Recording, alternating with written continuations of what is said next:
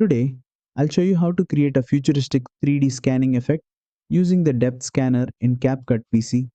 This effect adds a digital scan animation that makes your videos look super high tech. Let's get started. First, import your video into the timeline. Now, go to the effects panel and search for depth scanner. This effect adds a cool moving scan line across your subject. Next, drag and drop the depth scanner effect onto your clip.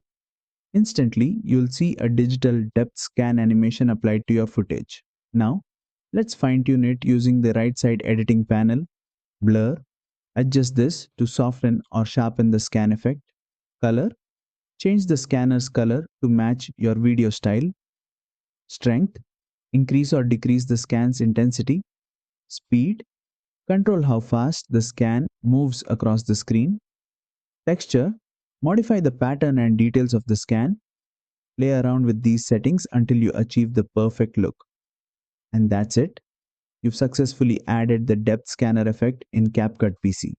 If this tutorial helped, don't forget to like, share, and subscribe for more awesome CapCut effects.